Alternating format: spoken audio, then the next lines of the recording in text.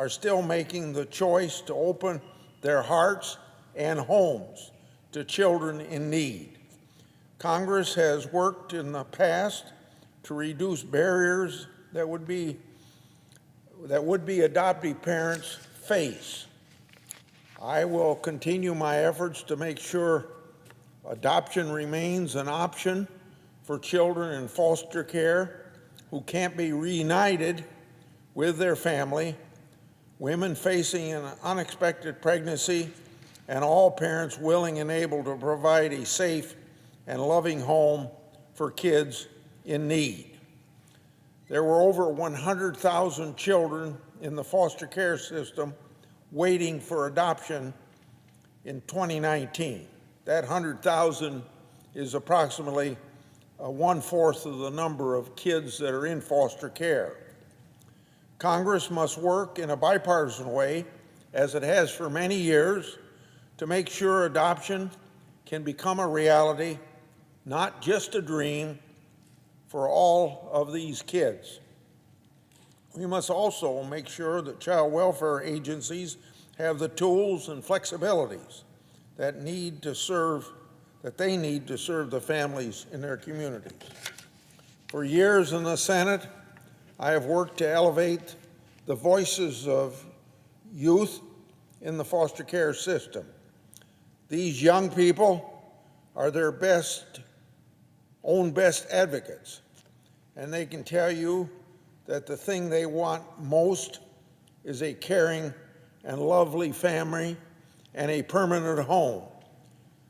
What would you expect from any of these young people that are moved from home to home, maybe 2 or 3 times in a given year?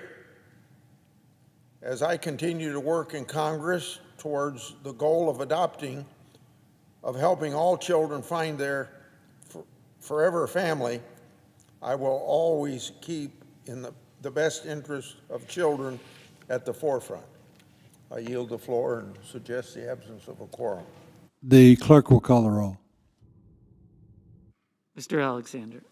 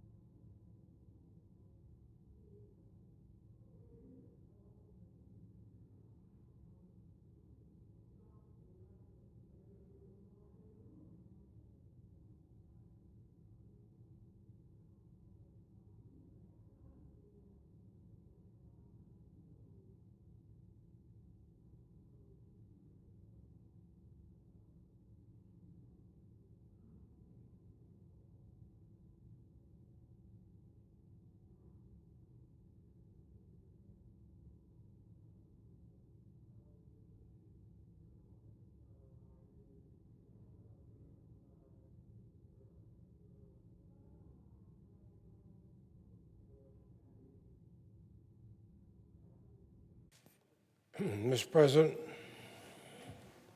Senator from Vermont is recognized. I thank you, Mr. President. I ask for the quorum call to be dispensed with. Without objection. Under the previous order, the leadership time is reserved. Morning business is closed. Under the previous order, the Senate will proceed to executive session to resume consideration of the following nomination, which the clerk will report. Nomination, the judiciary, James Ray Knepp II of Ohio to be United States District Judge for the Northern District of Ohio. Mr. President. Senators recognized. Mr. President, I see the majority leader on the floor, and while I have the floor, of course, as a matter of courtesy, I will yield to him if he has some comments he wants to make, and ask that I then be recognized for mine. Without objection. I understand, before I do yield, I understand Senator Schumer is coming. So I will, I'll tell you what I'll do. I'll just yield the floor to accommodate our two leaders, but then I would ask that I be recognized. Without objection. Majority leader is recognized. Mr. President, last week, record numbers of Americans exercised the right which generations risk everything to hand on to us. I want to spend a few minutes this morning talking about what we saw last week, where we are now, and where our great country will go from here. There's one aspect of last week that has gotten lost that I want to single out right at the start.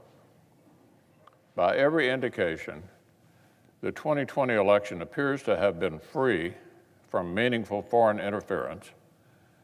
There is no suggestion that our foreign adversaries were allowed to undermine the integrity of our process. According to the director of the Cybersecurity and Infrastructure Security Administration, quote, "We have no evidence any foreign adversary was capable of preventing Americans from voting or changing vote tallies," end quote. General Paul Nakasone, the head of the NSA and U.S. Cyber Command, reported Tuesday night, quote, "The actions we've taken against adversaries have ensured they're not going to interfere in our elections," end quote. The Trump administration and the Senate spent 4 years supporting the state and local election authorities on the front lines. New tools and information sharing partnerships, unprecedented coordination, hundreds of millions in new funding, new painful consequences for bad actors like Russia if they interfere. The absence of any reports of foreign interference is a ringing endorsement of our bipartisan work. And it slams the door on the embarrassing, irresponsible rhetoric that some Washington Democrats spent 4 years broadcasting. Too many voices tried to talk down our progress, urged Americans actually not to have confidence, and smeared anyone as unpatriotic who opposed far-left proposals to rewrite election laws. Well, Mr. President, the people who pushed this hysteria could not have more egg on their face than they do right now. None of their demands became law, none of them. The Speaker of the House did not get to personally rewrite election law. And yet, because of the sensible bipartisan steps that some of us championed, our defenses and countermeasures proved to be in radically better shape than back in 2016. So it's time, let's talk about where we are now. According to preliminary results, voters across the nation elected and re-elected Republican senators to a degree that actually stunned prognosticators. Likewise, the American people seem to have reacted to House Democrats' radicalism and obstruction by shrinking the Speaker's majority and electing more Republicans. And then there's the presidential race. Obviously, no states have yet certified their election results. We have at least 1 or 2 states that are already on track for a recount. And I believe the president may have legal challenges underway in at least 5 states. The core principle here is not complicated. In the United States of America, all legal ballots must be counted. Any illegal ballots must not be counted. The process should be transparent or observable by all sides, and the courts are here to work through concerns. Our institutions are actually built for this.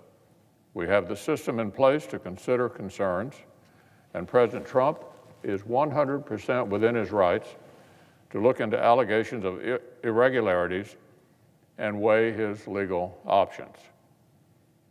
Let's go back 20 years ago.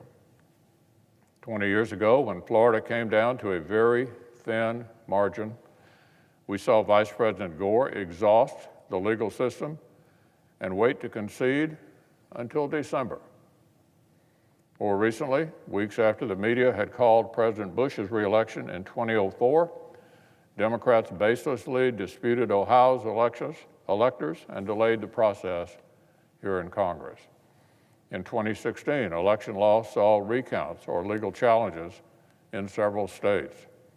If any major irregularities occurred this time of a magnitude that would affect the outcome, then every single American should want them to be brought to light. And if Democrats feel confident they have not occurred, they should have no reason to fear any extra scrutiny. We have the tools and institutions we need to address any concerns. The president has every right to look into allegations and to request recounts under the law. And notably, the Constitution gives no role in this process to wealthy media corporations. The projections and commentary of the press do not get veto power over the legal rights of any citizen, including the President of the United States.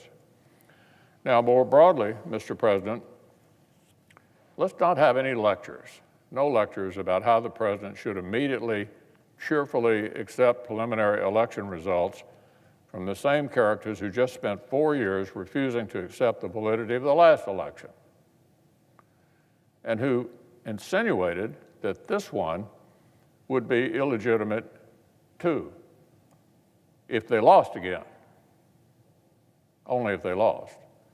So let's have no lectures on this subject from that contingent. In late August, Secretary Hillary Clinton said, quote, "Joe Biden should not concede under any circumstances. I think this is going to drag out, and he will win it if we don't give an inch."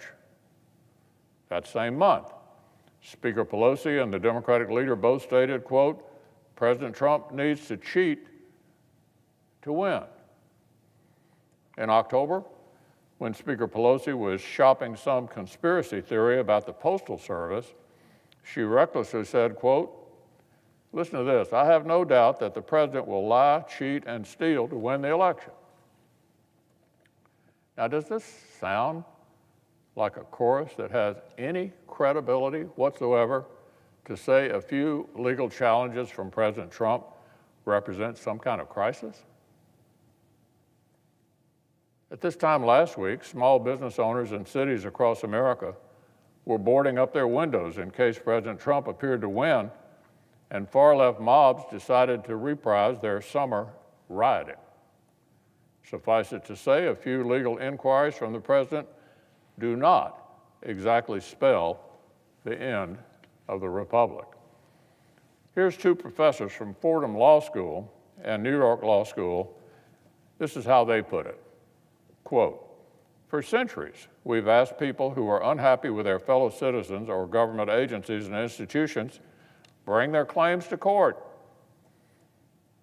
President Trump is, quote, a traditional response that affirms rather than undermines American institutions," end quote. This process will reach its resolution. Our system will resolve any recounts or litigation. In January, the winner of this election will place his hand on a Bible, just like it happened every 4 years since 1793. What we know for sure is that the outcome is guaranteed to delight tens of millions of Americans and disappoint tens of millions of Americans. But we also know that we will wake up on January 21st still blessed to live in the greatest nation the world has ever seen. And in no small part, that is because we respect the rule of law, we trust our institutions, and neither of those things is outweighed by pronouncements from partisans or the press.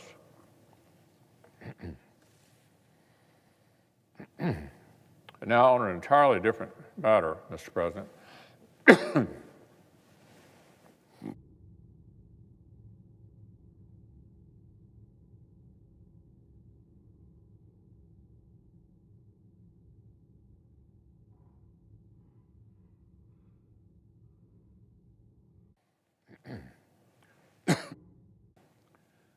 the last several days have brought huge good news in our fight to beat the terrible virus. This morning, one drug manufacturer announced that ongoing trials suggest their candidate for a COVID-19 vaccine may be more than 90% effective. 90% effective. This is a huge testament to the ingenuity of the American private sector and their global partners, and to the historic efforts of Congress and the Trump administration. We flattened regulatory roadblocks, we sped up trials, and laid groundwork to buy and distribute a vaccine as fast as possible. Last week, we learned the unemployment rate has fallen to 6.9%. 6.9%, with more than 630,000 new jobs added just in the month of October. Now remember, back in the springtime, many experts estimated we would still be saddled with double-digit joblessness through the end of this year. Turns out the news is a whole lot better. Another testament to the strong economic foundations that Congress and the Trump administration spent 3 years laying before the pandemic struck. And most of all, to the resilience, the incredible resilience of the American people. So to be clear, our work is not finished. Too many Americans are still suffering economically, and infections are climbing across the country. We cannot give up on common sense measures like wearing masks just because we've grown tired of them. The Senate's going to have a busy few weeks. I hope our Democratic colleagues will finally put aside their all-or-nothing obstruction and let the targeted pandemic relief is what we need, let it move forward. In any event, we will need to fund the government, reach agreement with the House on the National Defense Authorization Act, and confirm more thoroughly qualified nominees. So I welcome all my colleagues back to the chamber, and I look forward to finishing this year strong. Our states and our country are counting on us.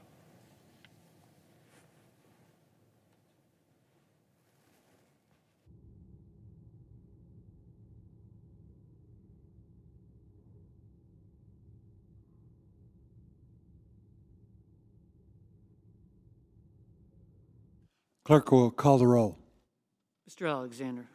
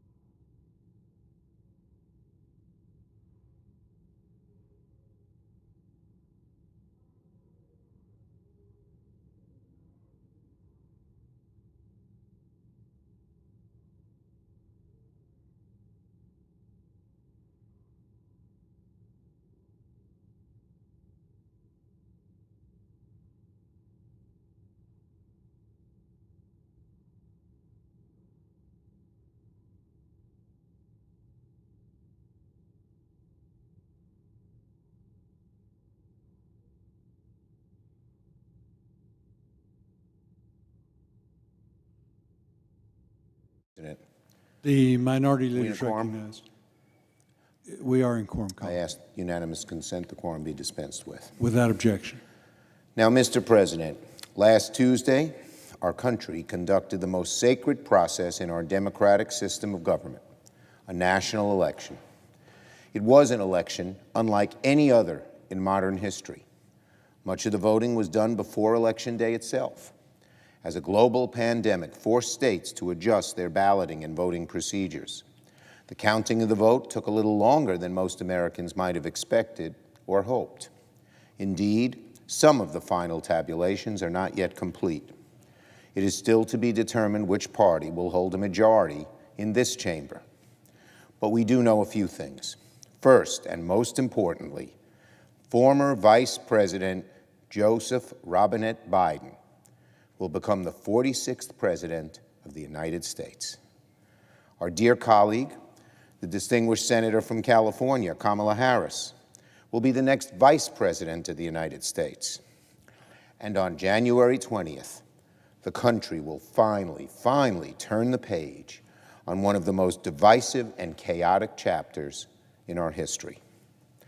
President-elect Joe Biden has told the country that it's time to come together and heal, to unify once again, to fight not our political opponents, but our common enemies, disease and poverty and injustice. There's no person better suited to the task than the former Vice President. He will be a great president for all Americans. Vice President-elect Harris, meanwhile, has just made history 4 times over. She will be the first African-American woman, the first Asian-American woman, the first biracial woman, and the first woman, period, to ever serve as Vice President of these United States. I congratulate the former Vice President, his wife Jill, our colleague Senator Harris, and her husband Doug on their hard-fought victory. More Americans voted for President-elect Biden and Vice President-elect Harris than any ticket in our nation's history.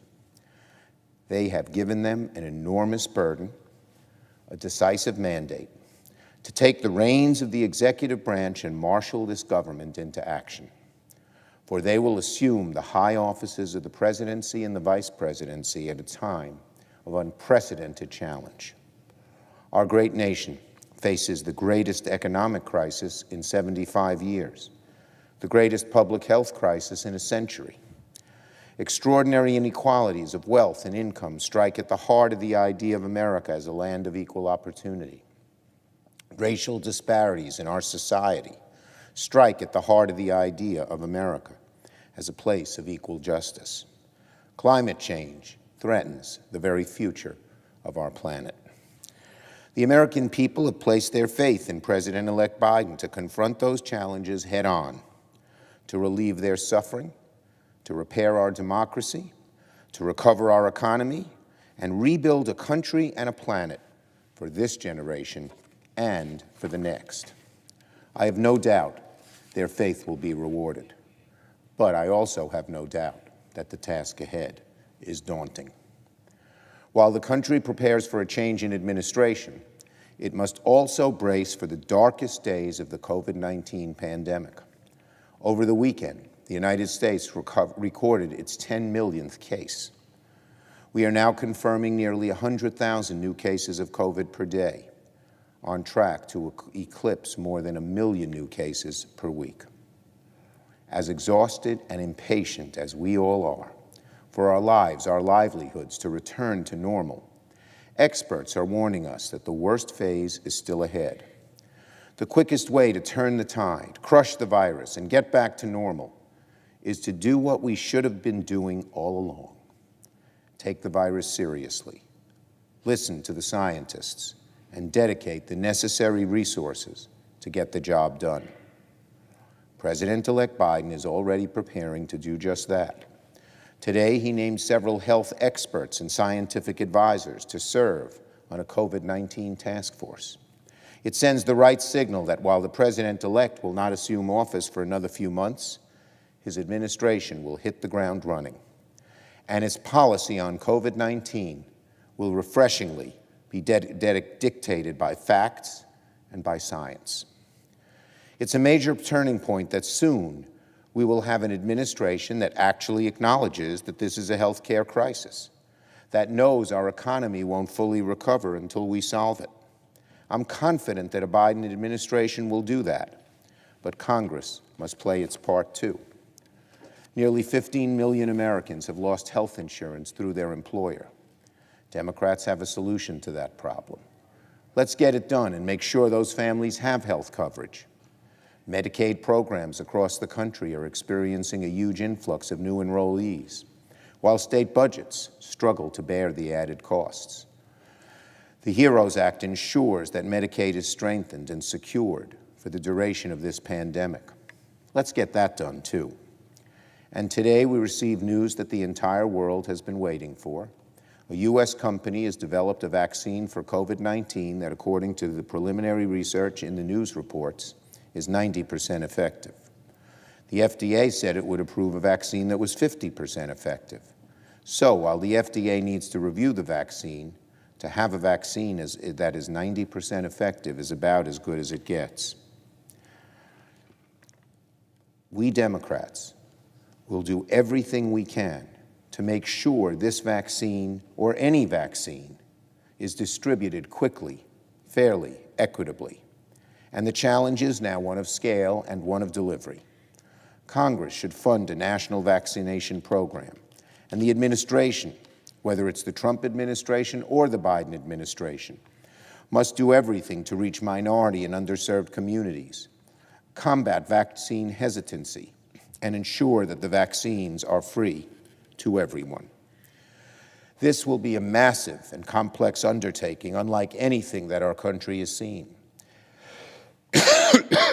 And we must all work together, from the President to Congress down to local community health departments, to ensure that it gets done right, and it gets done fairly, and it gets done equitably.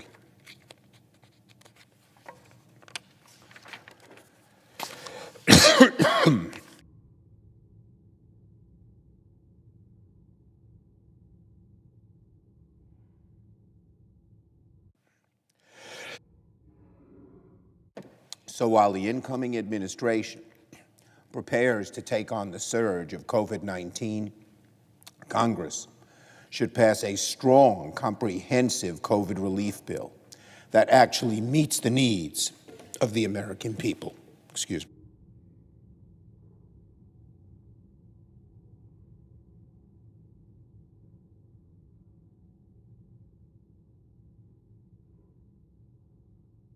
When it comes to health care, education, testing, tracing, unemployment benefits, and many other critical issues, this Republican majority has proposed totally inadequate solutions. As the disease surges across our country once again, there is no time for inadequate solutions. I hope, now that the election is behind us, our colleagues are ready to come together in a search for an adequate bipartisan solution rather than the partisan, stunt voting legislating we've suffered for the past few months. Now, I must spend a moment on something that will garner too much attention over the next few weeks. Baseless claims by the President and his supporters that there's been widespread voter fraud and that the election was somehow rigged or stolen from President Trump. That kind of rhetoric is extremely dangerous, extremely poisonous to our democracy. As in any campaign, the President has a right to bring legal challenges or request recounts where state law allows. However, there is no legal right to file frivolous claims. Lawsuits must have basis in facts, in evidence. And make no mistake, there has been no evidence of any significant widespread voter fraud. Joe Biden won this election fair and square. The margins of his victory are growing by the day. And former President George W. Bush commendably acknowledged that fact when he congratulated President-elect Biden and Vice President-elect Harris on their victory. Now, Republican leaders in Congress should also do the right thing. Republican leaders must unequivocally condemn the President's rhetoric and work to ensure the peaceful transfer of power on January 20th. I have been heartened to see a few of my Republican colleagues, it's 3, I believe, congratulate the winning ticket. But too many, including the Republican leader, have been silent or sympathetic to the president's fantasies. Even some nonpartisan members of the current administration have refused to move forward with the formal process for an incoming administration. According to the Washington Post, the administrator of the General Services Administration has declined to sign a letter for allowing President-elect Joe Biden's transition team to formally begin its work. It does not matter whether the president is happy about the results of the election. The peaceful transfer of power is a hallmark, the bedrock of our democracy, and it must proceed unimpeded. The GSA administrator should sign the paperwork immediately in order to allow the important work of the presidential transition to proceed. America remains in the middle of a worsening health and economic crisis, and there's no excuse, none, for the outgoing administration to impede the new administration's preparations to deal with these urgent challenges.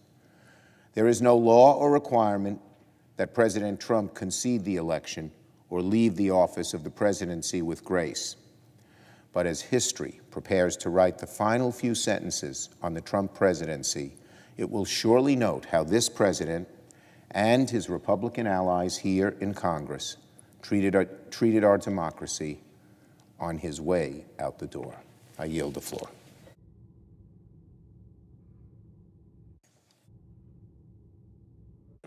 Senator from Vermont. Mr. President, I believe under our original agreement, I'm recognized next. Is that Yes, right? sir. And I appreciate what the Democratic leader has said. And I was willing to step aside earlier when I had the floor because I understood the 2 leaders were coming to speak, and as a matter of courtesy to them, and I know the Democratic leader at least appreciated that. So let me agree with what he said. You know, I came here, and the President of the United States, who was an unelected president, been an unelected vice president, was Jerry Ford, and then under our change in our law since President Kennedy's death, was able to pick a unelected vice president. I remember Democrats and Republicans alike welcoming him and saying, let's go forward. And I've been here with each president, some reelected, some not. And in every instance, I see the outgoing president welcoming the incoming president, Republican or Democratic. And they've done it to try to make a smooth transition, not for their own political purposes, but for the good of the United States of America. Everyone has done that. I think of George H.W. Bush welcoming Bill Clinton, who had defeated him. I remember Al Gore, who had more votes than George W. Bush, but after the court had ruled, graciously conceded to George W. Bush. I remember Hillary Clinton with well over 2 million more votes than Donald Trump, but saying, here's what the Electoral College is, and conceding. Now we see Joseph Biden with more votes than anybody has ever gotten in the history of the United States for president. And the incumbent president, as he goes off golfing again and again, pretends that he doesn't have to step back. And in fact, actually does everything possible to make it difficult for the new president to handle the transition. That's wrong. Just as I've encouraged both Democrats and Republicans as president, you help the incoming president with transition. not for your political reasons or their political reasons, but for the good of all of us as Americans. And to say, oh no, we're going to hold the key to the door of the transition office. Every Republican, every Democrat voted for the money for that transition office, so that whoever is president could step forward and not hurt the country by coming in without doing the necessary preparation. And they're like a little child in a playground. No, we got the key, we're not going to let you have the key. Oh, come on. Do you know how this makes us look to the rest of the world? You know how it makes us look at my state of Vermont, where some Republicans voted for Donald Trump, some voted for Joe Biden. The majority voted in this case for Joe Biden. But I've been hearing from Vermonters all over both parties, what's going on? It's over. It's gone for the country. In that regard, let me just speak briefly about the president-elect and the vice president-elect. When I came to this body, I was the most junior member of the United States Senate and the second youngest. The youngest was a senator from Delaware who had been elected just 2 years before, Joe Biden.